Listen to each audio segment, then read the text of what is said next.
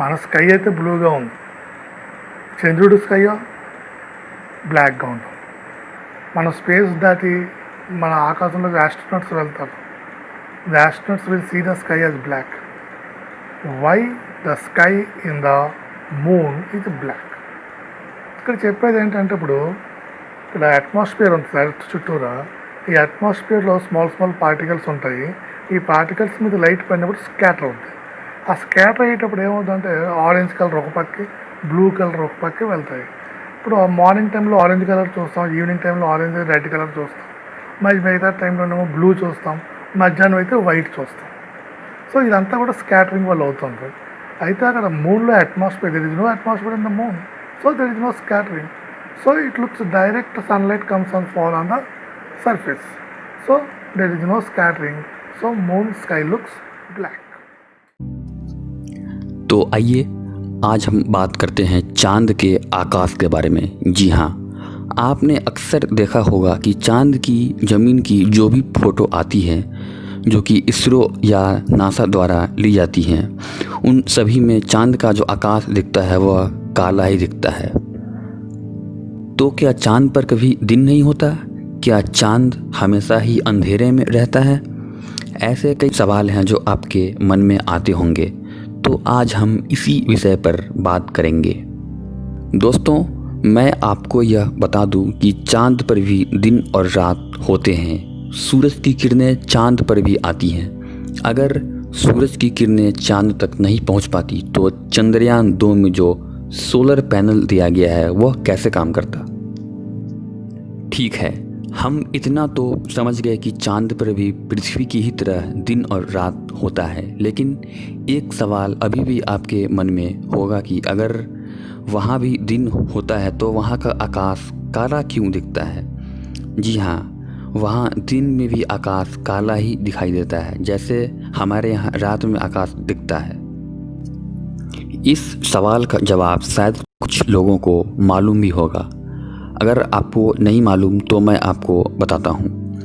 पृथ्वी का आसमान इसलिए नीला दिखता है क्योंकि पृथ्वी के पास खुद का एक वायुमंडल है, यानी कि उसके पास अपना एक एटमॉस्फेयर है। जब सूरज की किरणें पृथ्वी के वायुमंडल में प्रवेश करती हैं तो वह 7 रंगों में टूट जाती हैं। दरअसल यह किरणें वातावरण में मौजूद धूलकण, गैस, जलवाष्प इत्यादि से टकराकर 7 रंगों में टूटकर वातावरण में फैल जाती है।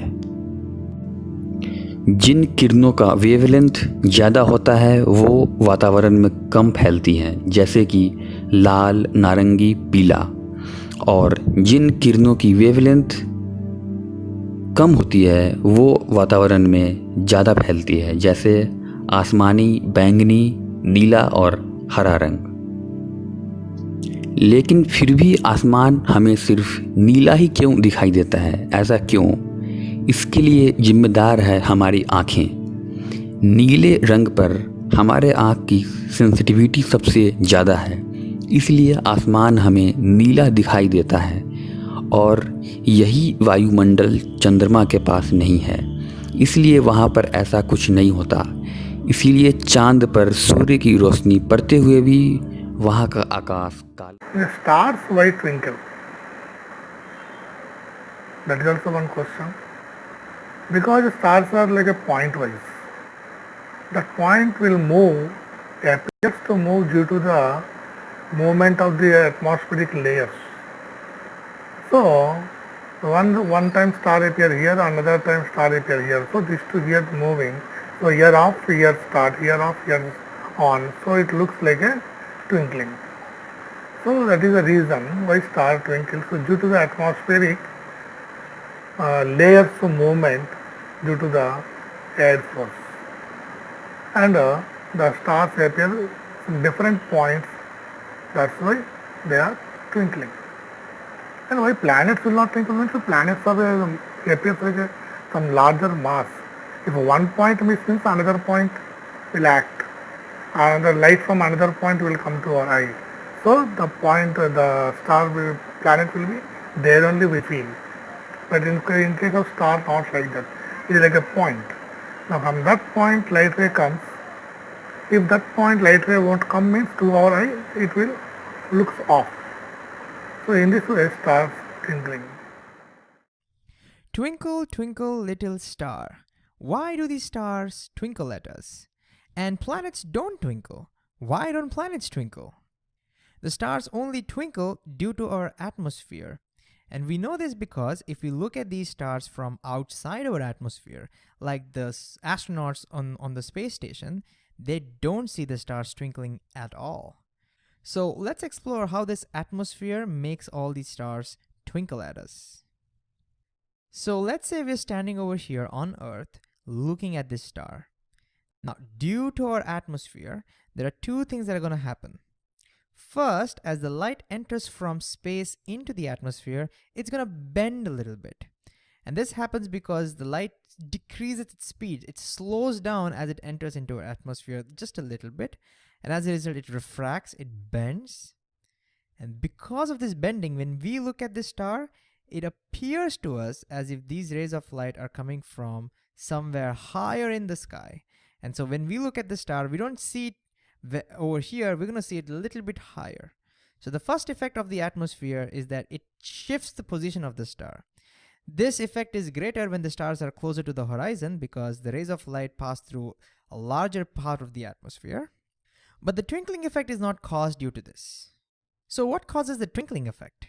Well, if we were to zoom in and look at the light as it traveled through our atmosphere, then we would see that as it travels down towards the Earth's surface, light doesn't travel in a straight line, but it continuously keeps bending. This happens because the light is passing through several layers of our atmosphere, and as it passes from one layer to another, there is changes in the temperature, there is changes in the density, there's pollution and dust particles, and because of this, the light continuously keeps changing its speed as it moves from one layer to another. And as a result, light continuously keeps refracting or bending as it moves towards us. And more importantly, the temperature and the density of the air, it's continuously fluctuating even with time. It changes with time continuously. And as a result, the path taken by the light also slightly keeps changing. So the bending is not the same. The very next moment, it might take a little different path. And this causes the stars to twinkle. But why exactly? What happens if the light bends? Well, let's zoom in a little further. So let's say this is our eyes as we are looking at that star, and currently let's say about 5 rays of light are reaching our eyes. And because of this, we are seeing right now the star to be as bright as we can see over here. But because the atmospheric conditions are continuously changing with time, maybe the very next moment, the path taken by this light changes a little bit, and as a result, let's say that one of these rays slightly bend away, missing our eyes. So maybe the very next moment, instead of 5, only 4 rays reach our eyes. Now because of 4 rays reaching our eyes, the star is going to look a little bit dim. Maybe the next moment only 2 rays reach our eyes. So now the star is going to look even more dim.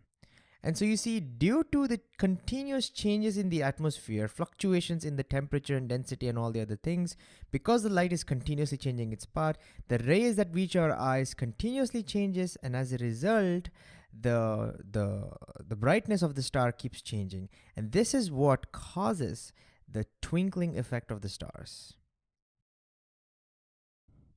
So the next question is, why don't planets twinkle? The answer is the planets actually do twinkle. In fact, everything outside our atmosphere, anything we're looking at outside our atmosphere, does twinkle due to the effect that we discussed. However, we can't notice the twinkling effect of the planet because planets appear bigger in size to us. So let's go to a different screen. So here is the star. A star pretty much looks like a dot in the sky. But if you were to look at a planet actually appears much bigger in the sky. That's because the planets are much closer to us. Now, although we can't see that with our naked eyes, if we were to use a telescope and look at them, then stars would still look like a dot. But planets, well, we can actually make out their shape. If we were looking at a Saturn, we could actually see the rings of the Saturn and so on. So because planets are much bigger in the sky compared to the stars, we can assume that planets are made up of many such dots. So stars are just single dots, but we can assume that planets are made up of many such dots. And so each of this dot will twinkle just like a star, but because we have many dots, when one of these dots become dim, some other dot will become bright.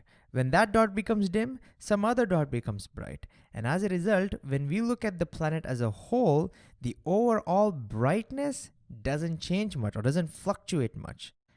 We can now actually see this effect in action. I have copied this twinkling dot and pasted it over here several times. So each of these dots are going to twinkle the same way, pretty much the same way. Then we'll zoom out and we'll look at them. All right, so let's play the animation.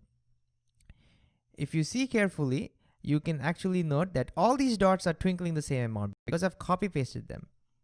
But now let's zoom out until both of this, the planet and the star, pretty much look like a dot. And you can pretty much see that the brightness of the planet remains almost a constant. That's because on an average, the light from the planet pretty much remains the same. And that's why we can't make out the twinkling effect. Now, if you find it hard to see this on your mobile screen or something, then what we'll do is we'll zoom in a little bit and you can move away from the screen until both of them look like a dot to you. So move away until the star is barely visible and the planet just looks like a dot.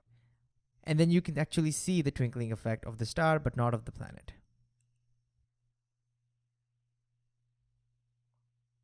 So to quickly summarize, we learned that the twinkling effect of the star is caused due to the fluctuations of the atmospheric conditions, which make the starlight bend as it moves towards us, and as a result, the brightness of the star keeps changing. And this means everything that is outside our atmosphere will twinkle, but because planets have a bigger size, that twinkling effect cannot be made out with our eyes. And for the same reason, the sun and the moon also don't seem to twinkle for us. And this twinkling effect is pretty annoying for astronomers who use their telescope and try to take the photographs of our planets or the galaxies, because the photos don't come out very crisp. And it's for that reason we built the Hubble Space Telescope. The idea was to build a telescope and make sure that it orbits around the Earth outside our atmosphere. Then it will not be affected by the twinkling effect. And as a result, the photographs produced by the Hubble Space Telescope is unaffected by the atmospheric fluctuations, and that's why these photographs are extremely crisp and extremely useful for scientific research.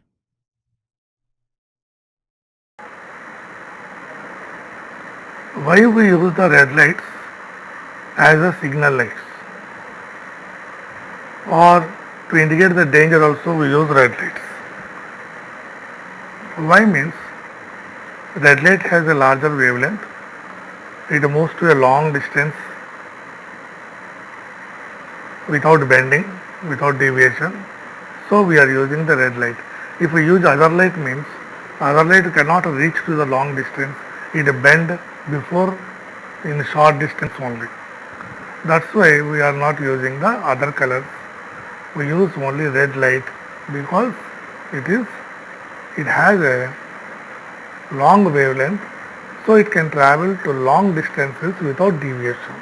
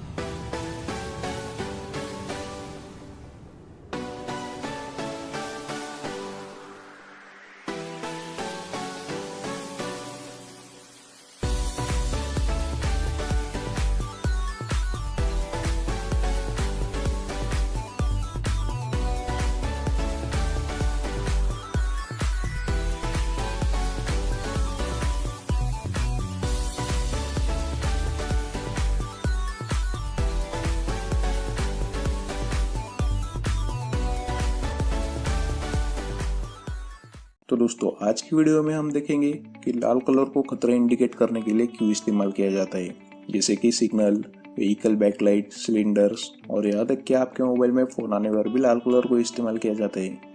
लेकिन क्या आप ये जानते हो कि लाल colour को ही क्यों इस्तेमाल करते हैं खतरा इंडिकेट करने के लिए? वैसे बहुत सारे लोगों को ये पहले से ही पता होगा, अगर नहीं जानते हो तो इस वीडियो को पूरा जरूर देखिए। तो इसका कारण होता है वेवलेंथ। वेवलेंथ मतलब दो क्रेस्ट के बीच की दूरी होती है।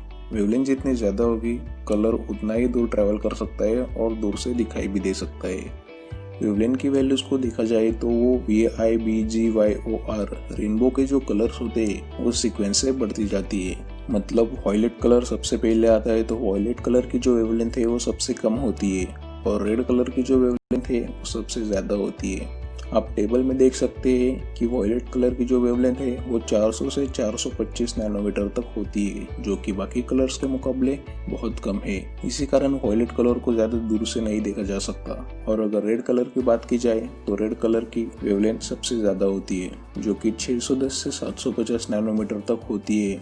इसी कारण रेड कलर एटमॉस्फेयर में ज़्यादा ट्रेवल कर सकता है और ज़्यादा दूर से देखा भी जा सकता है। और अगर हमें पहले से ही रेड कलर दूर से दिखाई दे तो हमें दूर से ही पता चल जाएगा कि आगे डेंजर जोन है और हम सही टाइम पे सतर्क होकर सही डिसीजन ले सकते हैं। इससे एक्सीडेंट का खतरा बहुत कम हो जाता है।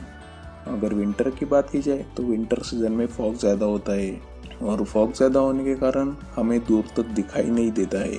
तो ऐसे कंडीशन में हमें जितनी दूर से हो सके खतरा दिख जाना चाहिए। तो ऐसे कंडीशन में रेड कलर ज़्यादा ट्रैवल करता है और दूर से दिखाई भी देता है।